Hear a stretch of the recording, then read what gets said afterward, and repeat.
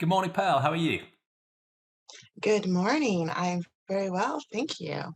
Good to hear. Well, thank you so much for making the time to join this series of Sentientist Conversations. And we've talked briefly before, a few Twitter DMs and chat, that this is a series of conversations about what I think of as the two deepest philosophical questions and the most important: what's real and what and who matters. So epistemology and ethics, if you like. I have an obvious bias because I'm trying to popularize and develop a really simple worldview called Sentientism, which suggests that when it comes to thinking about what's real, we should take a naturalistic approach using evidence and reason.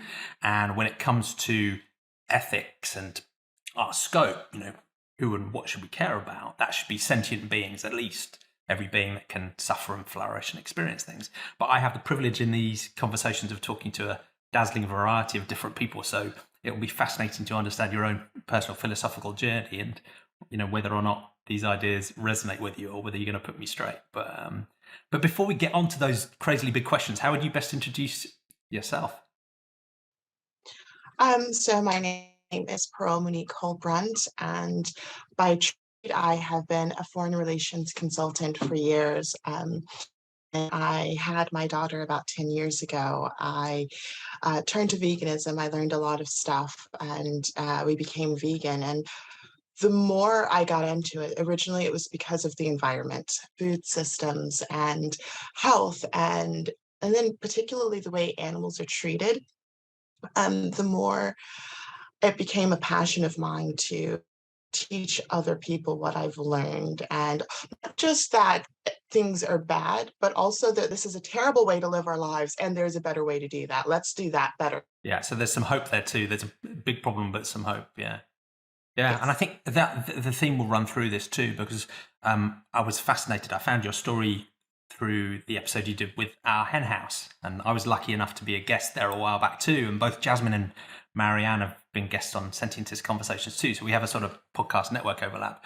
But one of the things that fascinated me about your story that we can dig into later is that there's lots of conversations about how to make the world a better place, institutional change, individual change, and so on. But it seems to me that you've pulled lots of those different levers, both individually, in your activism, in your professional work, but even on the political stage as well, running for office. So it'd be interesting to explore, some of those ideas about making that better future in the final question that we go on to cover. Yes. I mean, I try. Yeah, it's an amazing array of work. So let's start with that first big question: what's real? So for many of my guests, this is a story about whether they grew up originally in maybe a more religious, spiritual, mystically minded society, context, and family, or one that was maybe more atheistic or naturalistic or scientifically minded, or some sort of blend of both in the early days, and how that side of their worldview has changed over time, if it has. So you can wind the clock back as far as you like to tell that story, but it would be fascinating to understand your sort of epistemological journey on how you think about those big questions. So I grew up in America, in Kansas, in the middle of nowhere. My father was from North Carolina, very Southern, and it was really a traditional African American household.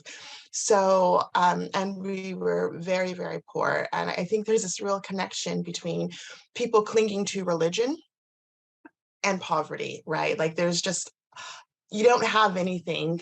And so when you get anything, you're really grateful for it and you're constantly asking. And so my relationship with the church was that, everyone goes to church on Sunday. It was the thing that you did. And it wasn't just church, it was you got dressed up in your Sunday best. I think today, church, people are a lot more casual in a lot of places. You wear your jeans, you come, you worship, that kind of thing. But when I was growing up, it was very much you have your tights on as a little girl, your fancy shoes, your ribbon, your hair in the bow. It was like a big fashion show almost going to church. A real And event. also it was the kind of churches where we had dinner afterwards because we stayed there all day long. And so they would have to feed you, and everyone, it would be like a potluck thing all of the time. And it was really, really interesting because there was also this disparity between what was taught on Sunday and kind of what people practiced throughout the week, right? So there was and again, I think this really is goes hand in hand with poverty. So during the week, there was a lot of hard times, and so there was a lot of people who would drink and carry on and do different things, but they'd always be right back in the church on Sunday. They'd be at the club on Saturday. So from a very early age, I kind of got the impression that it was a religion and not really a lifestyle, right? Like almost lip service, if you will. And my mom, and not to mention that there are some pretty unsavory things that happen from the leadership of the church that didn't treat people very well. And we moved around a tremendous amount. I was very poor. And so we were often in homeless shelters or having to stay with other people. So we never really had a solid community. So I ended up experiencing lots of different churches. And again, a lot of churches showed us a lot of charity throughout my childhood, whether it was feeding us. You have churches, a lot of churches have pantries, and so they let you come and get groceries if you don't have food, or sometimes churches will help you pay your utility bills or different funding like that. So we were always involved with the church, but I can't say I ever felt particularly spiritual at that time, but I certainly was raised in the church. And I think it's really interesting because as an adult, I feel much more spiritual and less religious. Yeah, interesting balance. Yeah, and as a child, you didn't necessarily feel spiritual, so it sounds like you didn't feel a sort of emotional connection to what was going on. But did you? I guess did you believe the things they were telling you? You assumed there was a God and heaven and hell and the words of the Bible and so on, or was it purely a sort of I community think thing, an as a event, and child, a I struggled. I don't know. I was always a very intellectual person, like even as a kid, and I was very rigid. And if it didn't make sense to me, I had a problem with it, right? I wasn't the yeah, kid that you can lie to and be like, Santa Claus isn't going to come if you don't go to bed right now. I'm like, well, was he really going to come? Like, let's look at it. Like, let's look at yeah, yeah, this. Like, yeah, what are the odds, right? And so, and also, just going to so many different churches. And my mom, whilst she was, I would say she was a religion-esque person, she also struggled with the church a lot. And in fact, we intentionally, she had us visit different types of churches to get a feel for it. And she was adamant that my brother and I were going to decide our own faith. Right. And she felt that as a mom, it was her duty to introduce us to it. And so she taught us all the things that she was taught, but she also made sure that we got a wide variety of education when it comes to different philosophies and things, and being really open-minded about it. But again, I must say that there was just a lot of corruption in some of the churches, like the eternal building fund, that you never quite have enough money for the building fund, but the pastor just got a brand new car kind of thing, yeah. that went on. And also, there was a lot. I remember I went to a church with my dad once, and they said that don't forget to get the latecomers because you have to pay to pray. So it's things like that that really Yeah. put me off of the religion. And I remember I actually had a huge fight with my dad about this because I was like, that's just wrong. In fact, like if you actually read the Bible, and again, there seemed to be really a disparity between what the Bible said, like especially if you just focus on the New Testament, because again, as an adult, when I actually read through the properly, there's a lot of disparities all over it, right? But in Yeah. particular, when people call themselves Christians and they lead a church based on doing what Jesus said to do, but in fact, they're doing the exact opposite of what that is, because Jesus was all about love and forgiveness and loving other people, even though they're wrong. He didn't just go and say, oh, I'm just going to, and then that was kind of the thing that was supposed to be special about Jesus, right? Is that Yeah. he opened it up for everyone, and it wasn't just about loving the people that already agreed with you and did everything that you thought they were going to do. He Yeah. said, love God and love your neighbors. And It was so supposed to be more universal. Yeah. Yeah, and so and again, like, open it up to non-Jewish people as well, right? Like, Jesus was Jewish. Like, it's a big thing, but people focus on the things that are most convenient when they teach the gospel. And also, as an adult, I personally think it's really interesting the way that the Christian religion has been given to African Americans. And you look throughout history of slavery, and how our language and everything was taken from the people that came over, and then it was replaced with us. So it's a long conversation, but in short, I don't think that I really felt I never felt religious. I did feel like, because we had a lot of hard times, and I did feel a presence sometimes, like I wasn't alone, Yeah. um, in some of the roughest parts, even as a child. So that's interesting, but at the same time, like, even when I would say my prayers, I would pray to God, and I guess it was more of an agnostic view for many years. Like, I'm sure there's a God out there. I'm not quite sure about what they're teaching me now, but Yeah. Yeah. certainly I believe, and I still believe there's something higher than myself. I've had many experiences that I can't fully explain, but they were very real to me. But how that fits in with the religion side of things, I'm not sure.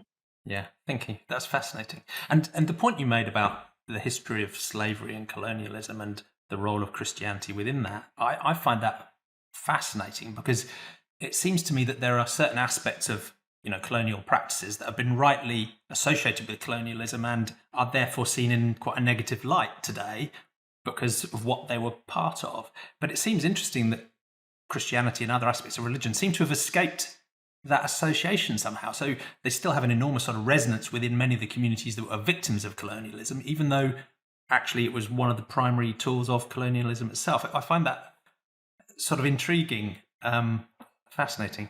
But Right? yeah, yeah. No, Well, I think it'll be it's interesting to see how that plays out. And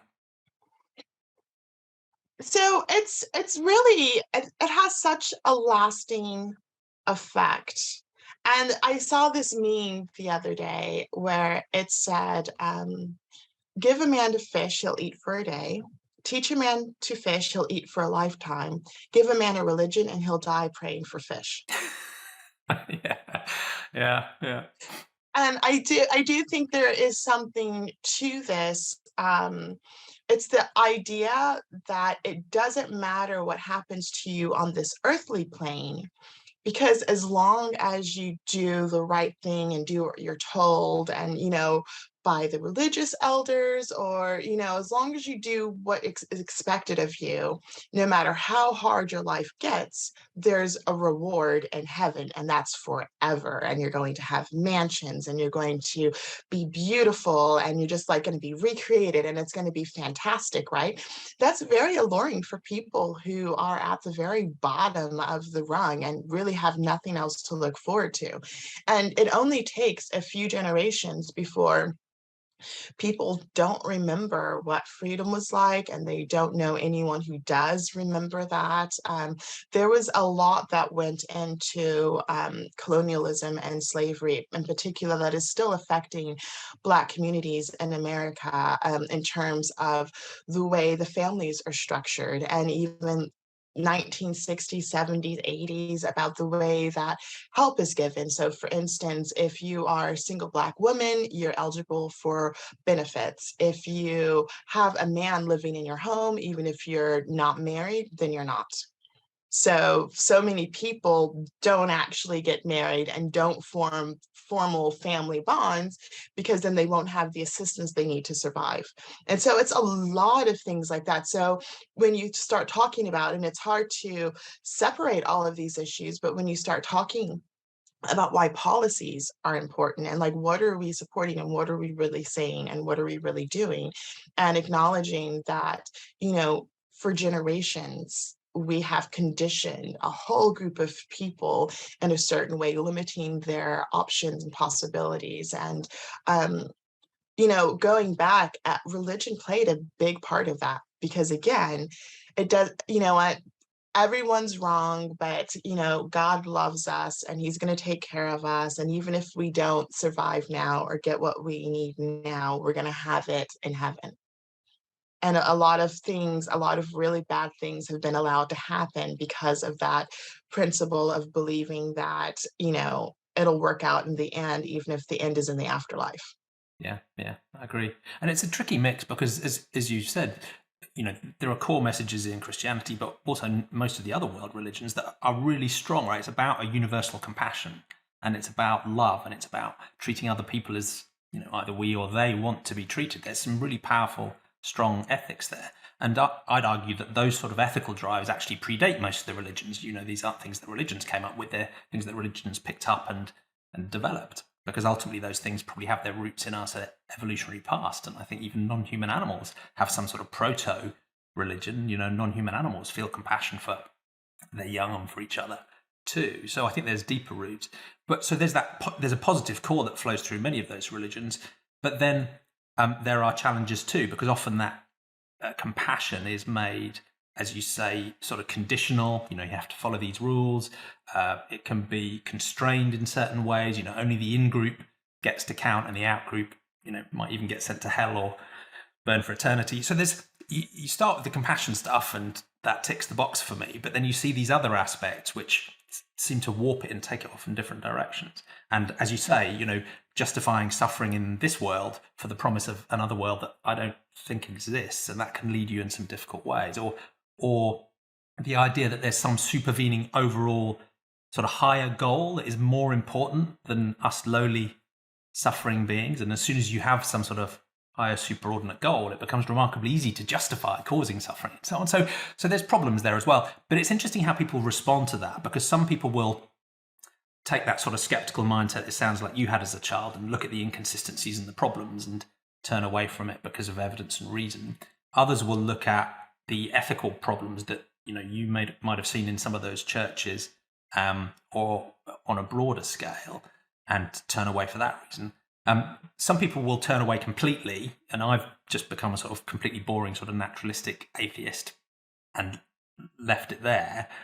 Other people will actually stay religious, but they'll say, look, what's happened here is that the human institutions and often the powerful men that happen to run these religions have sort of warped and done what us humans do and taken things in bad directions. But the core is still strong. So they'll hold on to a religious worldview that does still think that there is a benevolent, omniscient, omnipotent God out there, and the messages of universal compassion still hold true. So they'll almost strip the human difficulties out of religion and come back to a sort of purer version that they hold on to. Others will follow the path it sounds like you have, where you've sort of moved away from religion, and you were lucky to have parents that were open-minded about there are other ways of thinking, despite the fight with your dad. But you've moved into something that you've described as spiritual but not religious. And you mentioned already that there are things you've experienced or that lead you to believe maybe there's something beyond just the normal natural physical world. Can you say a little bit more about how that works and what it means for you? Yes. Yeah, before we move on, I do want to touch back about what you said about compassion, and I Yeah. think that Sorry, I it just gave a is. bit of a lecture. So. No, it's okay. I think that this is the problem. I think it's vocabulary issues and how people are defining people, and because people are always capable of compassion, like the whole thing they say, and an ethical code, honor among thieves, kind of, so whatever your code is, like, people still have one, and people who don't have one, even if they don't match the normal code of ethics, usually they still have some sort of code that they live by, right? And I think the definition is, to whom does that get applied? And that's the issue, because people don't apply it universally. People don't just kind of say, and again, like, and you see it all of the time, like the way that people treat children sometimes is atrocious, like they're second class citizens. You're a child, so you don't have a say. You don't need to be things don't need to be explained to you. You're just do as you're told, kind of thing. We see this all over. Or whatever your title is, at your job, somehow gives you more importance. And so your feelings and your thoughts don't matter as much as someone else. And we see all over our society how we continuously reshuffle and reorder and have some sort of hierarchy. And so it's male versus female, or old versus young, or, all sorts of ways. And I think that, you know, the trick is going to be to broadening that definition of whom compassion should be applied to. And if we can just like widen that to everyone, I think we'll be okay. Yeah, absolutely. And that's the core of the second question we'll come on to next. Did you want to say any more about this sort of spirituality and what that means to your understanding of the world? Sure. So I have a couple. I'm going to give you two examples. Yeah. So I'm going to give you three examples because it's actually really interesting. And I don't talk about this often because it just doesn't come up. You talk about coffee and what are you going to do tomorrow at the gym, but not really getting into spiritual conversations. And again, it's one of those touchy subjects because, there are a lot of people that feel so very strongly about religion, and it's really hard for them to have conversations like this, right? Yeah. And so I don't. But one of the times when I was in grad school, I moved to Paris, and I spent 2 years in Paris. And I don't know why, but from the moment I moved into my first apartment, I would always go up the stairs in the dark. And it was one of those apartment buildings, and it's very common in Paris, but you have a hallway button and you push it and the light stays on for a certain amount of time. That usually is plenty of time to give people to open their door. I just would practice going upstairs in the dark. And I just did that for 2 years. Even when I moved to the new place, I did that for 2 years. And I don't know, it's just a thing that I did. I just did it. It was weird. I did it. And then when I moved, I was living in the Bastille area, right off of Bastille, actually, one of the smaller roads. And I was hanging out with a friend, and she wanted to stay up till 5 o'clock in the morning. And I'm like, girl, I will see you later. I live around the corner. I'm going home at 2 o'clock in the morning. And so I was going to walk home by myself. It was just around the corner, and the main street was really busy. It was very lively. There were a lot of people there. And all of a sudden, I had a strong sense of danger. But it wasn't just I just felt like it was just danger. I just felt danger. And I also felt a very specific location. Like it was behind me and to the right. And it just felt like there's danger here. And but I also felt like I shouldn't turn around. And it was just so bizarre. And so I kept walking, and I got increasingly scared. And, I kind of did the thing where you had a bit of a look. Yeah. I didn't see anyone in particular.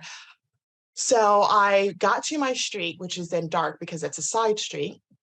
I got to my street, and I go down the road, but it was really weird. There was a row of cars that were parked, and there was a school that was directly opposite of where I lived. And I lived in one of those places where you have a courtyard, and then you have several buildings.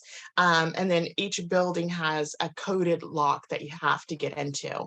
And so I went around this white van. And it's funny because as a young woman, I would never go by a van. It's just the thing. You just don't walk by vans as a young woman. Yeah. But I kind of snaked my way around these cars and by the school. And then I just ran. And at this point, I still hadn't actually seen anyone. I was just terrified at this point. And so I ran into the first building, and I turned around, and I hid, and I ducked my head out. And sure enough, there was a guy that was following me, and he was still being very casual. And so, but he got stuck because of the way that I snaked around the cars. He got stuck behind the barrier of the school. And so he had to walk all the way down. And so when he kind of passed one point, I ran to my my door. I went up the stairs in the dark. I got up to the second floor, and I looked again. And sure enough, the same guy had actually followed me into the courtyard. And he was in the courtyard, and he was looking for lights. And there was someone else that had a light on. And he was like, he just stood there for like 15 minutes. And I called the police. Like, he stood there for like 15 minutes. And like, so again, it's one of those things, like, I have zero explanation for that, Yeah. none whatsoever. Yeah. But I know, like, I felt that there was danger. I felt that there was a very specific point of danger. I felt like I was being led very specifically through this route that I would not normally take. And also, there was definitely a guy in my courtyard that was following me home that night. So let me tell you about the other experiences, and then Yeah. I'll tell you the conclusion that I've drawn Yeah. after these years. I've had a couple of like really strong experiences like that I can't explain. Another one is when I was pregnant with my second daughter, and I went into labor 3 months early. And I just had a baby the year before. They're 13 months apart. And I was like, I'm not in labor. Like, this isn't, I'm like, it's way too early. Wow. But I was in labor. And when I went to the hospital, and my daughter was born in England, actually. And when I went to the hospital, they didn't have a room for a premature baby that small in the local hospitals. And so I had to go to Leeds, which was about an hour and a half to 2 hour drive away. And so they sent me in Wow. an ambulance with a nurse, and she was constantly giving me some, like, every 15 minutes I had to take these tabs to stop the labor, because obviously if I have like a 27-week-old, she was 26 weeks at the time. I was in the hospital for another week before I had her. But in the ambulance, that would not have worked out very well. But as it happens, we were like on the road to Leeds, and then the ambulance pulls over in the side of the road in the middle of nowhere. And I'm like, what's going on? And then you hear, and the ambulance had broken down. No joke. And Oh I man. was just like, but it's amazing, because I literally just felt like everything was going to be fine and not to worry. It genuinely felt like someone was sat there with me and saying it's going to be fine. And at that point, I had no worries, no anxiety. I just felt like it was going to be fine. Wow. And in fact, when we got to Leeds, Leeds is one of the premier places, NICUs, right? It was like, what, like, literally the best place that I could be. And one of the things that they had going on was a mercury thing. So ladies who have seizures go on this medicine, and they also often have premature babies. And they noticed a strong correlation that when they take the medicine that helps stop their seizures, their premature babies also have less problems. And a lot of the problems occur with prematurity is actually because, like, the brain is so soft and not really quite ready to have all of the pressure outside of the womb. So you have brain bleeds, and these brain bleeds are what actually cause a lot of physical and mental issues with premature babies. Oh, I see. And Whereas they in the womb, noticed, they've got the sort of supporting pressure of the fluids and so on. Yeah. yes, absolutely. And so, but they noticed that there's this strong correlation at the time, and I don't know if they figured it out yet because it's like 10 years ago, but at the time they noticed that there was a strong correlation, that the ladies who were on this anti-seizure medicine, their premature babies also had less problems. And so they're running a trial that I was able to get on. And so I had that trial for Sophie. And, there was a tiny little spot of a bleed when she was born in the first couple of days. But otherwise, she came out perfectly fine, And so I really feel like, I was in the right place at the right time. Like, I kind of got there in a weird way. But really, it's uncanny. I think, intellectually, being terrified that I'm having this baby early and then the ambulance breaking down would have stressed me out at least. But I genuinely just felt completely covered and protected and okay. And it did, and it worked out okay. And so that was my second experience. And my third experience was also to do with Sophie. So I After a couple of months, we finally got to take Sophie home from the hospital. And part of it, you have to have like a prove it night where you stay the night in the hospital in the NICU, and you kind of show that you can give the baby all the medicines and do all of the things, and you're ready to take them home. Because also I was kind of asking to bring her home early because I was so sick of the hospital. And I also had a 1-year-old baby at home. And so spending a lot of time there, I was like, I promise I can take care of her now. Just like, let me have her. And so we had the whole thing planned. We were so excited. Because you get, it's like a little hotel room in there actually, where you get to bring the baby in, but you have your TV and like a full size bed. And we had a bunch of snacks and things, and we were ready to like spend the night and like have to sleep over and bring our baby home. And my daughter was staying with my aunt, who flew over from the States. When Sophie was in the hospital, I called her one day and I was like, I really need help. And so she flew over and she stayed with me for a couple of months until we brought Sophie home and everything was settled.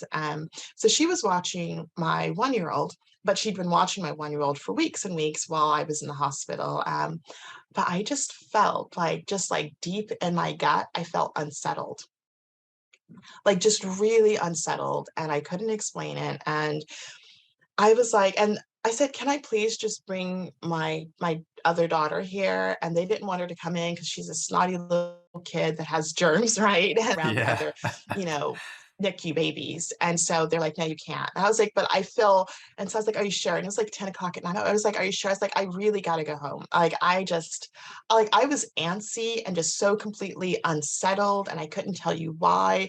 And I just really felt like my kid was not okay. I was like, I've got to go home. I've got to go home. I've got to go home. And they said, if you really want to, you can come and do this another day. I was like, no, I want to take my baby home too tomorrow. Yeah. and Yeah. so, and so they said, okay, why don't you go home and check on your kid and come back, right? And I said, okay. I was like, Pete, we have to go. Pete's my husband. I was like, Pete, we have to go.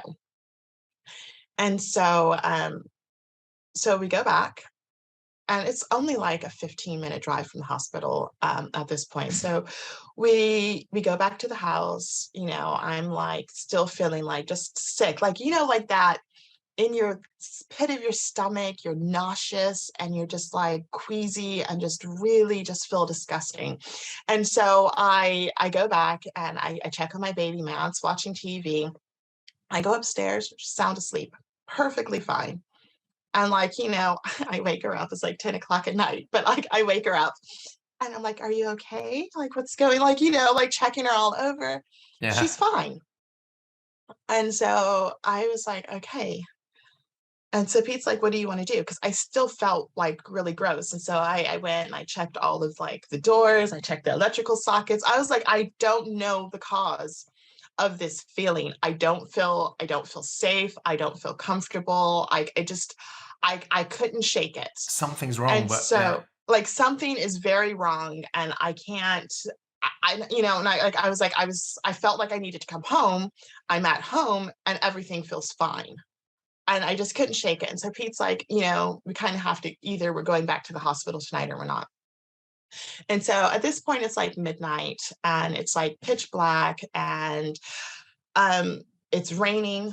We go home, like we go back to the hospital. On the way to the hospital, like 3 seconds after we leave our house and we start to get on the motorway, there's this young woman walking on the street, on the motorway, not even like on the grass of the motorway. She's just walking on the motorway in the dark, in the rain with her shoes off, and she's super drunk. And so I'm like, pull over, Pete. And so Pete pulls over and she's like, oh, and she starts singing. She's like, oh, I thought you were my boyfriend. I just had a big fight with him. I'm going home. And we're like, love, can we please take you home? And she's like, no, no, no, it's fine. It's fine. It's fine.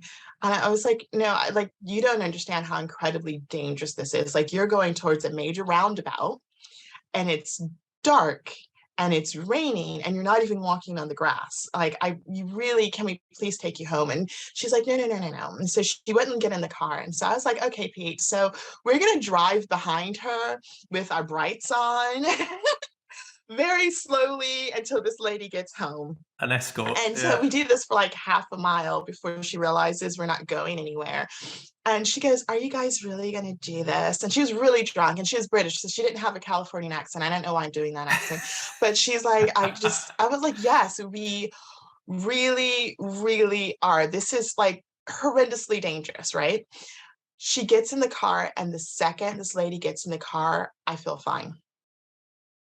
Like the second she gets in the car, that Yeah. feeling of being uncomfortable and just it was and like and then like I just felt like, and again, I don't have any like definitive any, it's just a feeling, but it felt like that's why. And again, like I had to go home in order to be on the road But to it be wasn't your there. daughter. And Yeah. so Yeah. but it wasn't my daughter, but I had to go home, and then probably that was the only thing that was going to get me to leave the hospital, right? So Yeah. it's just, how do you Yeah. explain those Wow. things? And I don't have an explanation for those things. I genuinely don't, but I do know that they happened to me.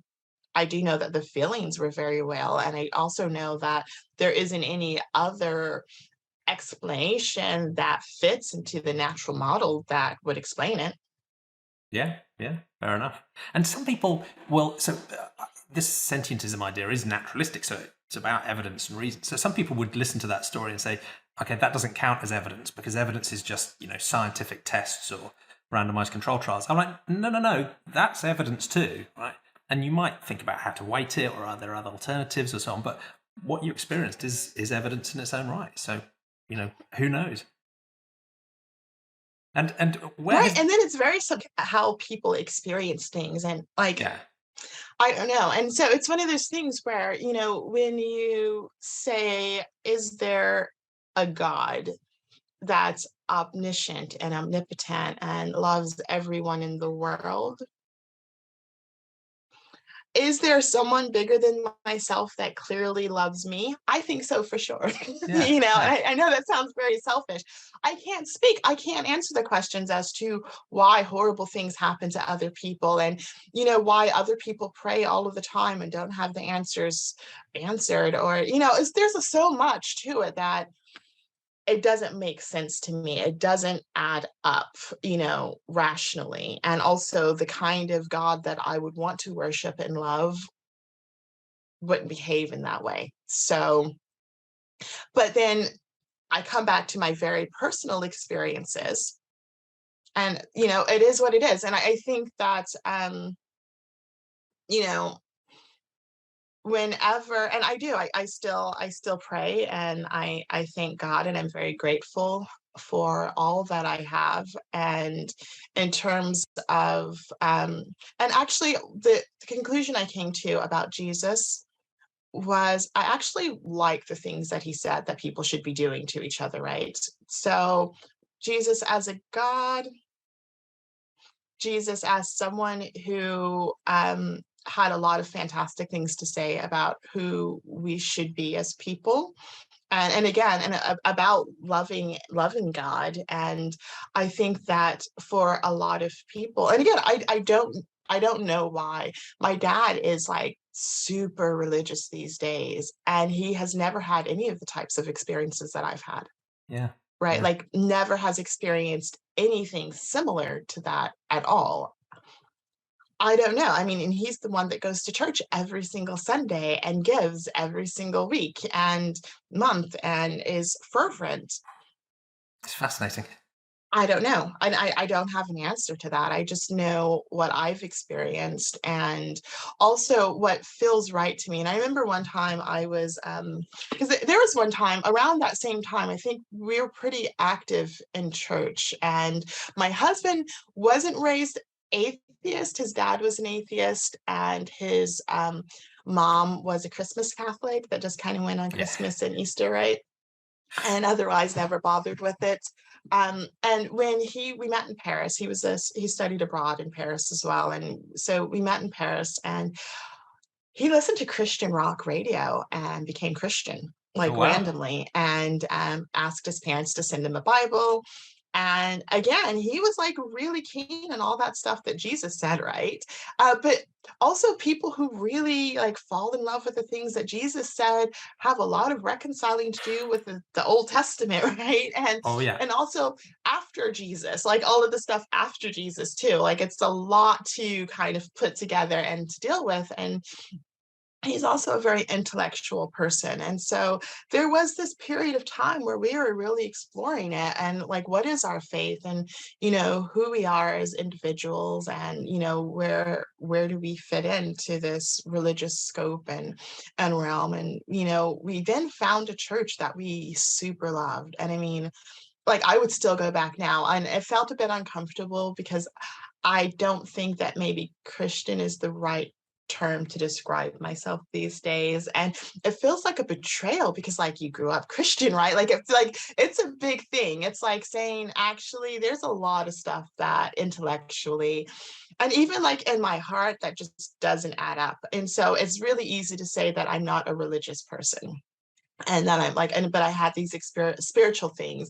but like to then like outwardly be like, I'm not a Christian anymore. And it's like, Yeah. I don't want to say that too loudly because like there's a lot of people that would just like my dad, for instance, right? And then it's like, let's just not have those conversations. It's fine. We don't need to have those conversations. But I would still go back to this church because all of the things that Jesus said to do, like feed people and love people, is what they did. Like every Sunday, you had a little bit of a sermon, but you just kind of praised. And then you went out and you literally would like bring sandwiches to homeless people. And they were the first people in the area to set up a food bank. And they were the first people when other people are like, oh, we should do food banks too. They're like, great, do the food banks. We're going to set up other programs to help people. Like, and the whole existence was just loving up on people. And Yeah. I was totally down for that. And if I found somewhere that was doing that again, I would totally be down for that again. But yeah, I think I digress at this point. Yeah, no, that's a fascinating journey. Thank you very much. And through these conversations, I guess the next question we come on to is about ethics and what and who matters. And the two link in really interesting ways. And one of the themes that's come through from the conversations I've had is this sense that with a more established institutional formal religion, maybe there's a bit more of a risk that the ethics get warped in one way or the other. Whereas I think in maybe a broader sense of the spiritual or a religious sense that is more grounded in a universal compassion but doesn't have a lot of the other formality in it, has less risk of that ethical warping and can be more generously compassionate. I don't know if that's really holds true, academically, but it seems that way. It seems that when you've got a very old book with a formal list of rules and an institution that's been around for hundreds or thousands of years with social norms defined a long time ago, that seems to drift away very often from the universal compassion that you might get through a sort of simple reading of, Jesus's life, for example. Although having said that, even Jesus talks about hell and, eternal torment for people who took the wrong path as well. But So I think it really depends on your view of what is human nature, yeah, right? And I think that one of the biggest reasons why there is so much, like you said, a warping of the ethical code is because there's so much opportunity to do so within those institutions, right? I just read that in the Amish communities, as many as 1 in 4 girls are sexually molested. wow, And again, it's because of this concept. And again, it's not everyone that's like this, but then you have this, they were in this particularly talking about how this one reverend said that he had to be with people on their wedding nights to teach them what to do. And when you're raised to, bow to religious authority, but when you're raised to bow to any authority, right? So it's not just religious authority, because it could be a parent that does this, it could be school teachers or anyone in a position of authority of you.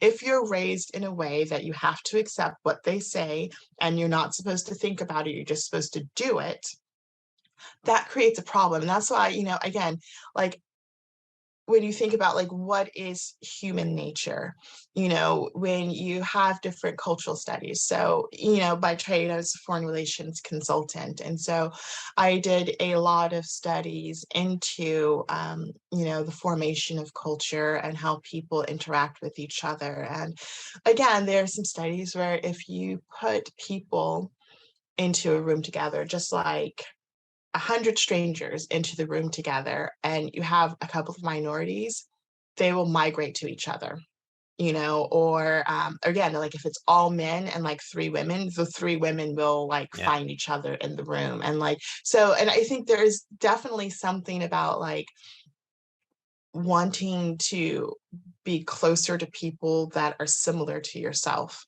Yeah, But there's a then I think that groupishness. makes it really easy when you group it and then like, but also we're better, or, this is the group that I need to protect, or it's okay for XYZ because we're ABC, right? And then that's when you start to get all of these warping of ethics, and like you start creating these new rules and these sub rules, and well, it's okay, or if someone lets it slide, then the group mentality. Honestly, my biggest fear is like people in mass. Like it's amazing what people will do to each other in group situations when individuals don't feel like they have responsibility for their actions because there's an authority that told them to do it. Yeah, agreed. Terrifying. And it's, it's a serious risk, and it's a nice lead into the second question about what matters and who gets to matter. Because as you said already, almost everybody has some ethical code. Almost everybody cares to some degree. Of course, there are clinical psychopaths who can't feel empathy at all, but that's pretty rare. Most humans, and I'd argue most non-humans, have at least some degree of compassion for family or friends or the in-group. The question is, how far does that compassion go, and who else warrants that compassion? And do concepts like group or sex or race or which football team you support or which species you are block that compassion extending out? So it would be interesting to know your story about how you thought about who gets to matter, both within the human species across those different groups, but critically the journey towards taking non-human animal ethics seriously. I know it's a story you've told elsewhere, but and I guess also, where are you now? How do you set that boundary of moral consideration if you do set a boundary? Right. So I think growing up, for sure, it was like family matters. Like you do for family. Like family has like that's the first rung of compassion. My mom, even though we had very little, also was a very generous person, and so she helped anyone that she could whenever she was able to. And so I kind of grew up in the if you have something, you should share it kind of mentality. So people in general have always been on that list. And I don't know that anyone has ever not been on that list unless you pissed me off. But most of the time, I was going to say, yeah. no, but it takes an incredible amount to get me to that point. I don't deal with toxic people, but other than that, but you've proven to be toxic to me. Even if other people have stories, it's my personal experiences that I take into account. So people have always been on that list for me. And I think that moving to non-people, and again, I had a full scholarship to the United States Marine Corps, which got me through some college, and I didn't go into the military in the end, but I did come away with a strong sense of nationalism. And again, it's almost like Christianity in so many ways, where the founding principles I'm super down with. Like, even though in practice that hasn't happened, right? The idea that everyone's created equal and everyone should have an opportunity to live a decent life. I am in love with that concept and that idea. And I wish we could apply that to at least let's start with our own country, right? And that we know that that isn't actually happening. but the founding principles is a beautiful, beautiful thing. And so I think that again, just like this sense of, justice and equality, wherever I can. If I saw something that seemed unjust or unfair to me, I think I would devote more compassion towards that or towards those people than just the average kind of passing. Like I would go out of my way to try to make a difference in that arena. And when I really, it was very, very late in the day for me. I'm approaching, I'll be 40 this year. And Happy so it was birthday about for when it 10 comes. years ago. I was 20. Thank you. So it was about 10 years ago when I actually started thinking about our food systems. And I read this book. I wanted to wean my baby and wanted to make baby food for her. I didn't know how. And my mom had passed by this time. So I just do what I always did. I bought a bunch of books, and one of them happened to be about veganism. And I was completely floored. That we were cutting down forests to support the meat industry. I was like, we're cutting down forests, like there's global warming, like we're cutting down trees so that people can have a steak. That fundamentally just seemed wrong. And again, as a highly intellectual person, I was like, that doesn't make sense. We can't do this anymore, just for a steak, right? I think one of the other passages that really caught my attention was that about dairy, was that it's meant to turn a baby calf into like a 2,000-pound cow. And I was like, yeah, I don't want to do that. Yeah, yeah. And also, but no, it was one of those things. And I come to realize that you have to ease people into these conversations and prepare them. You can't just say facts because their brain is not prepared for the atrocities that's committed so that they can have what they have on their plate. And, and again, it's one of those things where at first I was like, okay, how do you get off this roller coaster? The first thing I thought of, like, let's just not buy or participate financially. I'm a huge, huge believer in the dollar vote. Yeah. Um, but then after that, I really, as I got more into veganism through education and a whole lot of YouTubing, way more YouTubing than I should have had. But where else were you going to get this information, right? Like, they don't teach you this in school. Like, at that time, I had a bachelor's degree in political science, a master's degree in international relations and diplomacy, and an MBA in international business. Yeah. I felt so stupid. Like, how could I be so ignorant? Like, and again, like up until that point, I felt like I was an educated woman, right?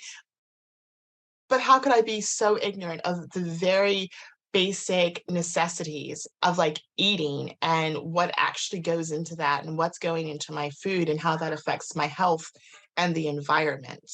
And I'm still deeply ashamed that I was so ignorant. But I think it's intentional. We're not going to go into that conversation, but I do think it's intentional that people aren't taught these things or made aware of what's actually happening, and what the cost of that meat on our plate actually is, because it's just not the dollars that you paid for, right? Yeah. Um, but the more documentaries I watched and the more I read, the more I realized that it was unbelievably cruel. And as someone who lived her life to be a kind person, it just didn't make sense. And also, so again, if you walk down the street and you kick someone's dog, you can get in trouble for that. But yet you can torture livestock and do all sorts of completely inhumane things to other animals. So like it's just like this whole crazy distorted worldview that you have, that you're taught, of like happy animals on a farm and this is their purpose, and you just don't think about it. And as a child, I resisted like eating meat, and I don't remember when. I just kind of gave up. I remember being 5, 6, 7 years old, and my mom would have to like hide the meat in my food because didn't I couldn't, like, veins, bones, fat, any of it like grossed me out. And at some point when because, and again, like, parents are taught, like, if you don't eat meat, your kids aren't gonna grow well. right? So it was, for me, starting to actually see how animals are treated, and just so many facts, like they get more antibiotics than people. And then we have, like, even if you think about just the effects that industrial farming has on humans in terms of their health and the environment, like regardless of if you think that animals are worthy of your compassion, just like the fact that we have superbugs now, that our people have literally died because of these farming practices, because the antibiotics that are constantly used have created superbugs, and so then people contracted the disease and then they can't be cured with antibiotics that should have helped them. Like, there are so many of these things that are conveniently overlooked. I think it's amazing. And I agree, even if from a completely selfish human perspective, anthropocentric, where you just do not care about non-human animals at all. I think the argument for veganism is still absolutely overwhelming. Land use, water use, emissions, pollution, zoonotic disease, antimicrobial resistance, health. The list goes on and on and on. And I guess that's part of the frustration in these spaces is, and it can feel like there's a bit of a parallel in the religion supernatural world as well, because in both instances, it can feel like, look, the facts are pretty clear, but the social norms are so powerful that hold you in established patterns. So there's that inertia behind the social norms. And often, as you've said, that can be vested interests too, right? Because there are powerful people and powerful organizations who would love to keep it just as it is and keep growing it too. So. Absolutely. I also think that realizing that you're kind of caught in a trap and understanding how to get out of it are two completely different things, right? Yeah. And you know, when the saying is, if you know better, you have to do better. But knowing that you should do better and having no idea how to do better keeps you doing the same thing, right? Yeah, exactly. And that's a beautiful segue maybe onto our final question about how can we make a better future, because as you've just laid out, facts aren't enough. Evidence isn't enough. And there's this enormous power behind these social norms that keep us trapped, and we've also got this amazing cognitive toolkit that we can deploy to stop ourselves changing. So we might see facts, but we can choose to deny, we can obfuscate, we can hide, we can have cognitive dissonance or a crazier, just desperation. I've got so many ways of avoiding change. But so I'll be fascinated in your perspective on how do we make a better future, which is a crazily big question, but it seems really interesting because there's lots of debates in all sorts of all sorts of social justice movements, all sorts of different campaigns, advocacy worlds about which levers to pull. Individual change, institutional change, what's most productive, what's the most effective, how can we make things happen? And you seem almost a sort of unique person who seems to have, worked on almost every level, right? So you talked about the dollar vote and the power of boycotting and making individual changes for yourself and your family. And that has a knock-on impact on institutions and corporations and that world, which you work in as a consultant too. Then there's the political world, and you've even stood for office yourself, building some of this thinking into your platforms. I'd love to know a little bit more about how that played out, what you think we can do in engaging directly in politics, not just voting, but standing for office and lobbying and driving policy. But you've also, familiarity with even at the international level as well through your, foreign relations and international relations work too. And, I've done some amateur thought experiments, even at that level, of saying, look, imagine the UN moved from a Universal Declaration of Human Rights to a Universal Declaration of Sentient Rights, and had that policy ripple through at a global level. What could that look like as a crazy thought experiment? So given all of those levels and this sort of problem we have, which I think is not really one of facts and evidence, it is more one of change in human psychology and social norms. Yeah, how can we make a better world? I'm expecting you to have the perfect answer. Yes, well, I'm a strategist, so of course I have an answer. Yeah. And probably a nice No, PowerPoint deck as well. No, I think that there are a couple of things. I think that the problem is so ingrained into our culture, and it's coming at different directions. There's so many different layers to this, that you have to have different tools. There are different tools for different jobs, right? And so when you look at the political side of thing, realistically, what are you going to do better for animals and for ourselves? And I think realistically speaking, they're not going to want to hear the argument about animal rights. I think that's going to fall upon deaf ears. And so let's not make it, because like you said, there are some very real reasons that are human centric to stop what we're doing to animals. Yeah. Let's focus on those things about the environmental health and about people's health. And so, for instance, in America, we have huge government subsidies towards farms and dairy farms and things like that. So why don't we perhaps move that towards plant-based products? And why don't we, and again, it's not even, and when you really look at the food industry in America, it is not just the animals that are suffering. Often the farmers suffer as well. They're caught in this huge machine as well. Like they're also stuck. So when you look at it from a view of not being morally righteous, but being effective. Like I want to be effective. And I have a good friend, Carol Barnett, who they call Mrs. Veggie, and her husband is Dr. Veggie. And they've been vegan for years and years. And they run Rochester's Medical Institute, where they help people become whole-based, plant-based, and, you know, help with their heart disease and their diabetes and their high blood pressure. And really, you can see, like, within just a matter of a few weeks, when people stop poisoning themselves with animal products and processed foods, their bodies start to heal themselves and they do a lot better. But one thing that she says, though, and she's fantastic because being a diehard vegan, she is very compassionate. And again, I think us vegans, we forget our compassion too, because we get very incised. We Yeah. get very incised and, you know, almost combative sometimes, depending on who we're speaking to about these issues.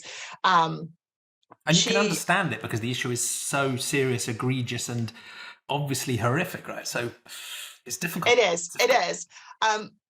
Right. No, like I get it. I totally get it. But she's really good at maintaining her compassion.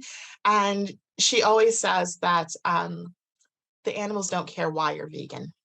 They just care that you are. So whatever brings you to it. And so, you know, I really took that to heart, because for some people are going to be really touched about the animal side of things and animal cruelty and compassion. And some people just will never ever care. Some people will be vegan because of their health issues, and you know, they have diabetes and they want to get off their medication, or whatever the case may be.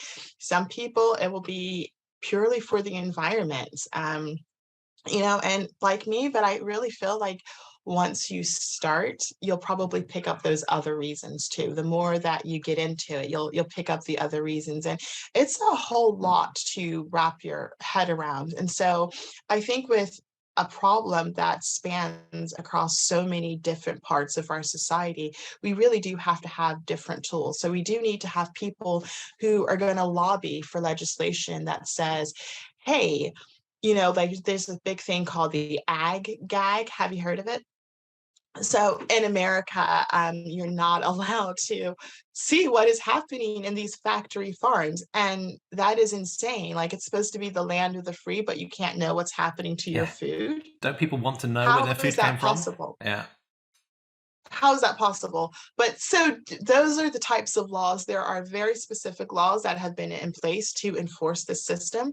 So, you know, getting into politics and legislation to combat that. And again, not just voting for someone who's like, oh yes, I support the environment, because you're a liar if you say that you support the environment and you don't have conversations about the food industry and our choices that we're making.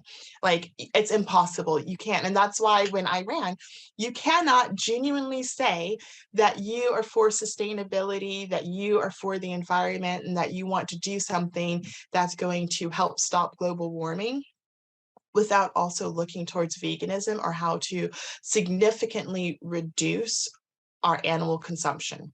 Yeah, there's such a taboo against challenging animal agriculture in the mainstream environmental movement. And you can see it cracking here and there. Every time the IPCC report comes out and talks about animal agriculture, and even in public media, you can see cracks appearing here and there, but it's so powerful. People love to talk about energy and electrification and food waste and plastic straws and so on, but just for some reason, it's like a no-goer. It's a massive social taboo, and we have to break it down. And I liked what you said earlier on about the different paths, because in a way, it feels like your own personal path to veganism and animal advocacy was through, environment and health at first. But it's so much easier to challenge a practice once you're no longer doing it. If you're consuming animals every day, it's very hard to think about the ethical issues. I mean, that's partly why my journey to it was so long. But if you've, environmental or health or some other reason has meant you've moved away from that system, just becomes easier to think more clearly about the ethical implications as well. Maybe it frees people up to then bring their ethics in line too. But it's hard to do that when it's still a habit. And I think that, so for me, the way that looks is that, the initial reason was, again, because of the dollar vote and the environment and just to stop participating, right? But the more that I learned, and so if you're vegan for the environment, that's when I guess you can be flexitarian. I was like, yeah, like 95% of my diet is vegan, but I'll have that steak or this seafood every once in a while.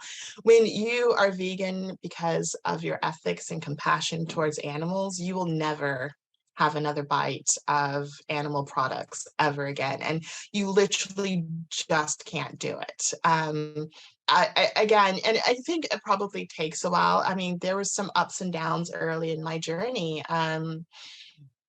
Yeah, so at one point I thought it was I felt okay with eating chickens that came from this lady's backyard because they were clearly free range, organic, well cared for. She took good care of them. They were loved. And, when I originally dismissed eggs, it was because I saw what they were doing to the male chickens and how they're keeping them. And, the industrial farming setting was disgusting.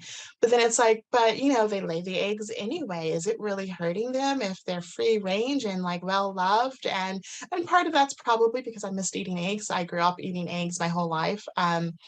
But then one day she was talking about how they were pecking at their own eggs. And I was like, why would they do that? And I actually did more research into it and learned how atrociously they've been bred, and how I now feel like there just isn't any ethical way to consume eggs or chicken. And it's the same with dairy for a while. It is, I think there was a couple of years where we're like, could we ethically source cheese and eggs, because again, my main motivation was about the environment. So if there's a farm that is taking really good care of the farm and the animals, is that okay? And for our family, once we learned more about and I think again, it's like this compassionate lens of like the sentient animal um, was not made and born to exist for me to benefit because I just want to eat something. That doesn't make sense to me, and it just took a minute to think about it. And again, like there's this beautiful photographer, and like I think she was also on our hen house, and like animals are alive and they have life too. And even if we could, and going back to the Bible, when it says you have dominion over the animals in the land, right? So does dominion mean that you should be horrific to them and be cruel? I mean, surely that's more stewardship. We should like, surely that would mean stewardship. Like, I kind of, like, my husband and I kind of joke about like Jesus coming down and like, you did what? Yeah, there will be so many things, Yeah. Right. But no, I think that genuinely though, appreciating life, and I think for me personally, living my life in a way where I try to do no harm to anyone, right? It just feels good. Yeah. it feels easy. I'm able to be happier, and when I go to bed at night, I sleep well, and in the morning I work hard to make a difference. And then like I know that I'm doing something. I'm not just idly sitting by and letting it go. I'm genuinely doing my best to make a difference. And I mean, it's little things like, you know, killing a moth that's in my house. Like if I can let it out, I'll let it out. But then we had like this huge infestation and my daughter wouldn't go to sleep and they scared the crap out of her. So we put up a fly tape one time, right? So it's like you do try to do your best, or like the mice that kept coming into ruining our food in the basement. You know, we tried to plug all of the holes and do different things. And it's like, are you vegan if you kill the mice that are in your house? You know, like where do you draw the line? I was talking to another guy, and I have a neighborhood cat. Actually, it's not my cat. I don't even know whose cat it is, but he's always in my yard and he's hunting mice. And considering that the mice often come into my basement, I'm okay with that. That's nature, right? And he's like, is that vegan if you get a cat that specifically to hunt mice? And I was like, it's not my cat. Mm. I was like, I appreciate the Yeah. cat is doing that, but it's not my cat. And again, it's like, how far do you apply, you know, human concepts, right, to the animal kingdom? Because are you going to stop hunting, natural hunting of prey and predator? Or, you know, so it's like, where do you draw the line? And honestly, I think that it's one of those places. I think people should be lifelong learners, and I would hate to be the same person 10 years from now that I am today. I would love to continue to experience the world and broaden my understanding and my perspective of how I fit into it. Yeah, I love that perspective, and I think you're right. I think there probably isn't a perfect answer to some of these questions. We shouldn't kid ourselves. We've reached the end of some perfect ethics. There's still going to be difficult questions and maybe completely unresolvable questions that we need to face up to. I think that mindset of just keep learning and be open-minded and trying to do better is important. And I'd echo what you said earlier on. In a way, I think we should use whatever entryway we can to this space, environmental, human health, various other factors. But I think for a number of reasons that you've laid out, the ethics does need to be part of it. It might not be the first thing we introduce people to, but at some point it's got to be played through, because the essence of it is, as you said, is taking the perspective of the other, the victims in this situation. And really that does drive a degree of clarity of ethics. It doesn't necessarily always tell us the right answer, and there may not be a perfect answer, but at least taking that stance for me is almost definitionally central to ethics. I mean, that's what morality is about. It's having a concern for others and their perspective. So as long as we have, I think, that stance and that aspiration to compassion, we've got at least a better chance of making a better world, even if it's still going to be tough. Right. And I also think there's a very practical element to this where people have to learn how to make healthy vegan meals. And that's like why I do the twisted spoon. But seriously though, we were up and down for the first few years because we really wanted to be vegan, but we were all over the place in terms of our diet. And so we go through like periods of where we weren't feeling great, we didn't have the energy. I'm like, okay, clearly we're not doing it right.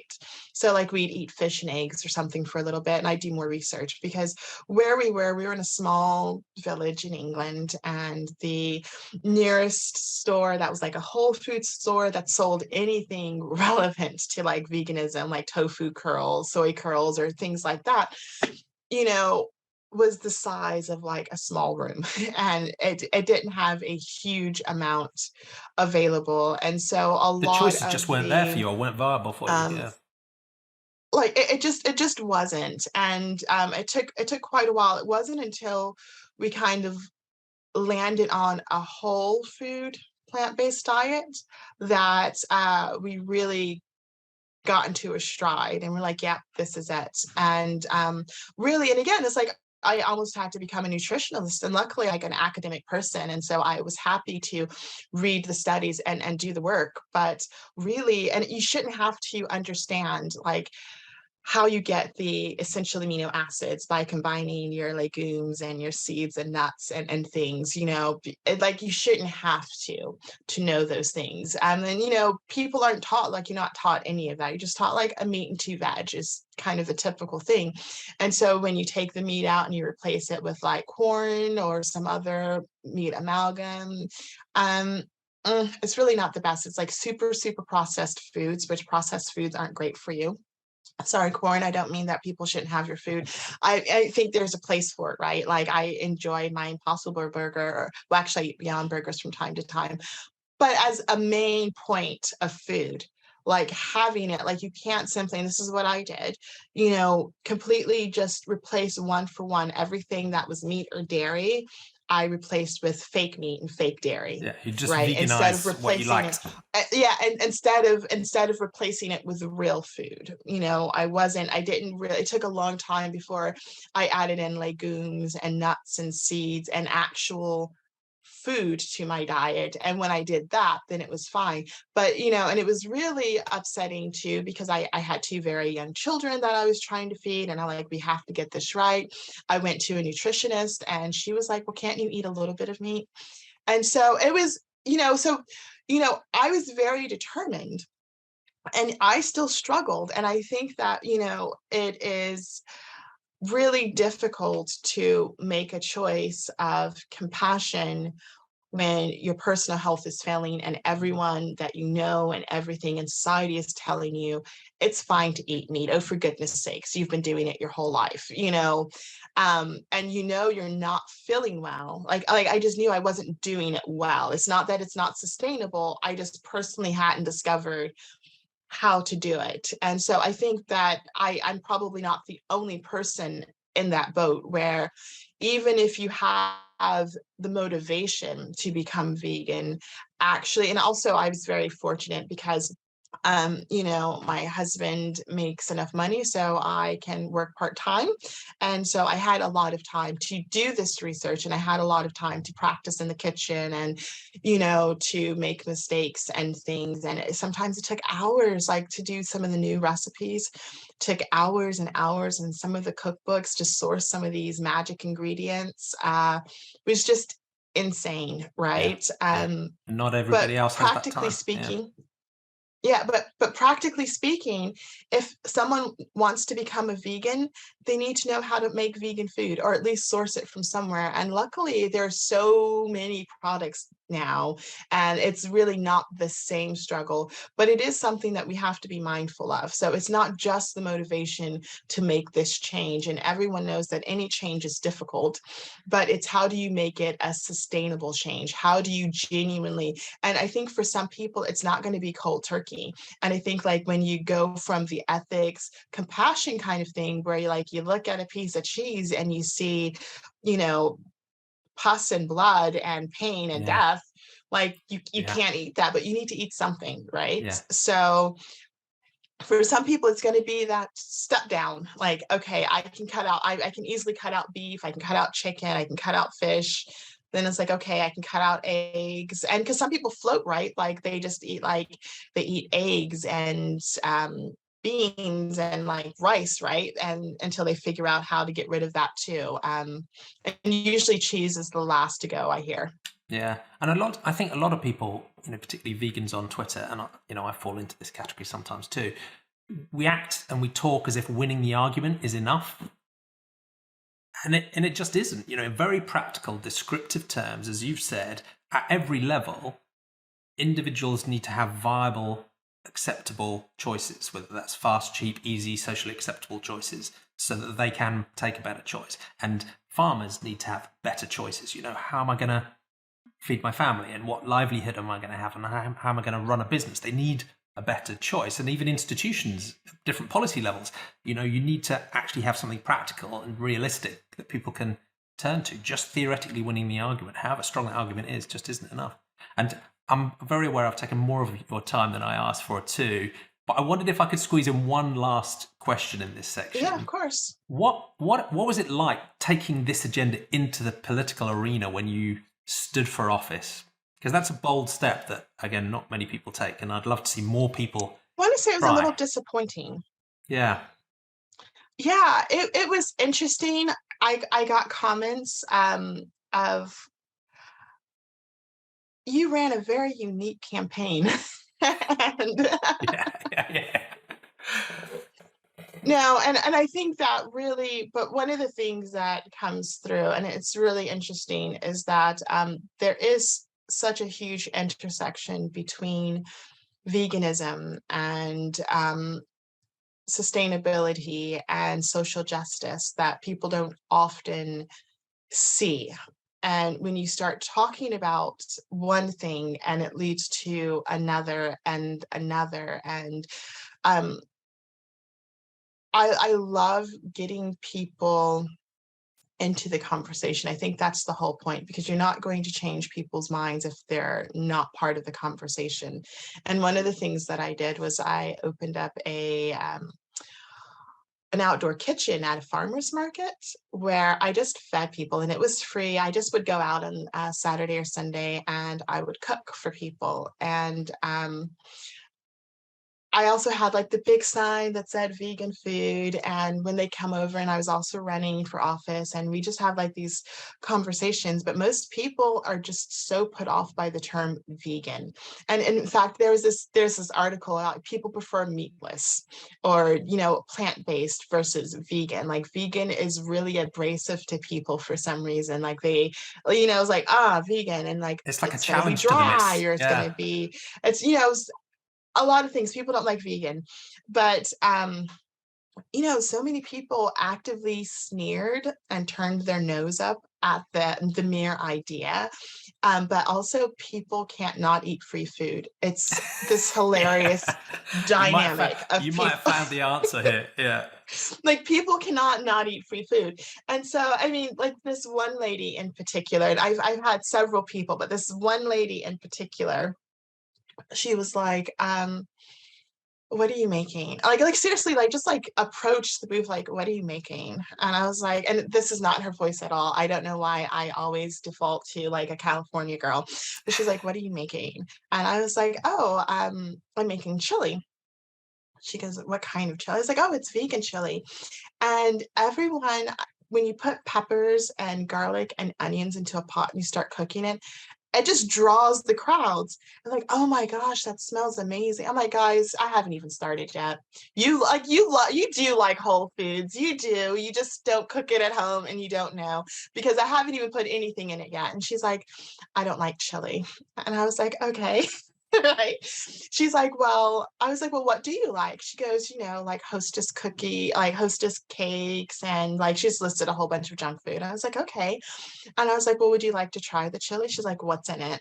And then I was like, well, we have 3 different types of beans. It's a vegan chili. We have red lentils and tomatoes. And when I cook, I always like bring all of the things out and I lay them on that table next to me. So you see the whole food, you see the dried beans, you see the dried lentils, you see the tomatoes, like you see everything that I've put into this meal, right?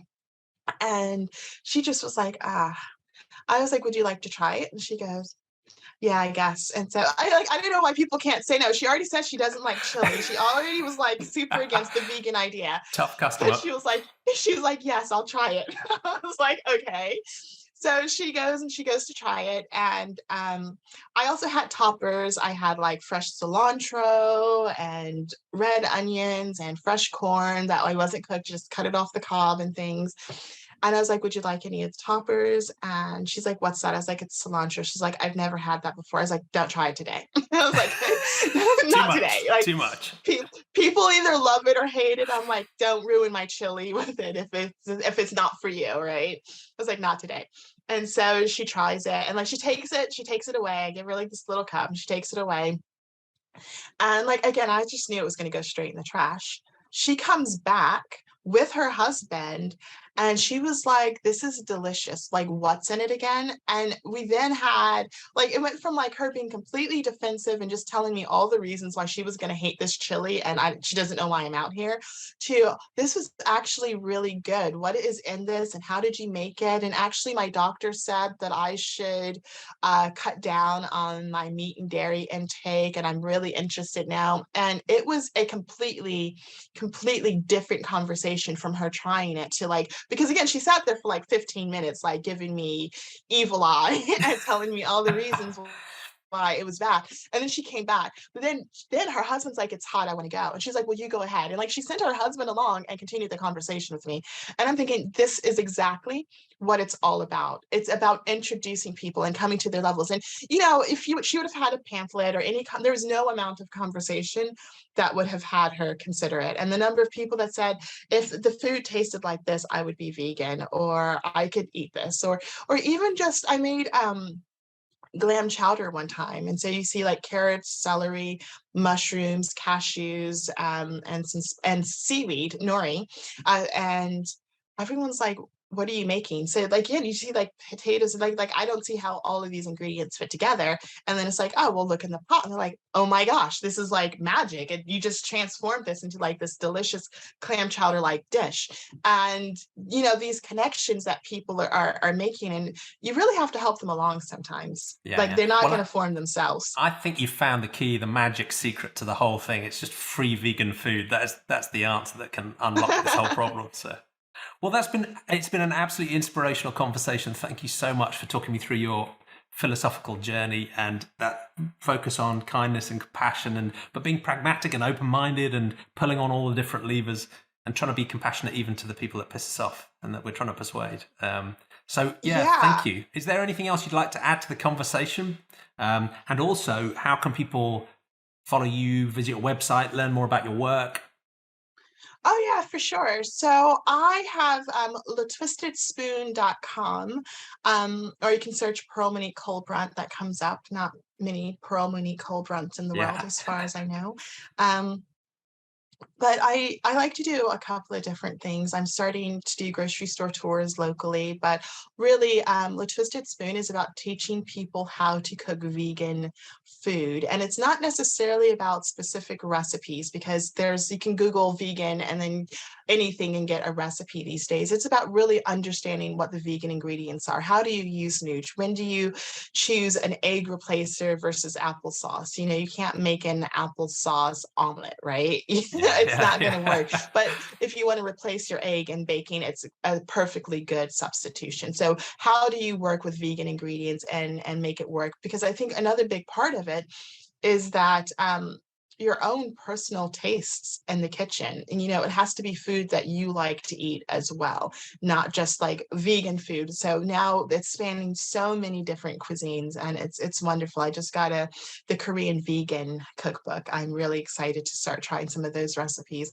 But honestly, like if you're used to eating like Southern American food and you want your biscuits and gravy, and again, when I started about 10 years ago, there were a lot of like Asian recipes, because there was a lot, and Indian recipes, because naturally there were a lot of vegetarian recipes. So then going to that extra step of being vegan was a lot easier for those cuisines. You're not trying to manufacture fake sausages and cheeseburgers, and like the typical American fare was a lot more difficult, I think, to transition to for a vegan diet. But again, if you're not someone who wants to eat stir fry every day, you have to find food that you're going to like. So I try to teach people about how to work with vegan ingredients and how to make it your own.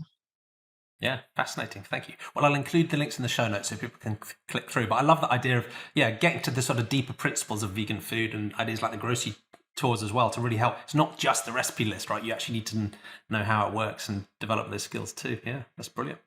Well, thank you again. Well, thank you. Yeah, thank you again so much. It's been a real pleasure. Please stay in touch, and I'll let you know when we publish this. I'd love to see what people think of the conversation. All right. Well, thank you so much for having me, and I will continue to follow you on Twitter. Excellent. I will see you there. Take care, pal.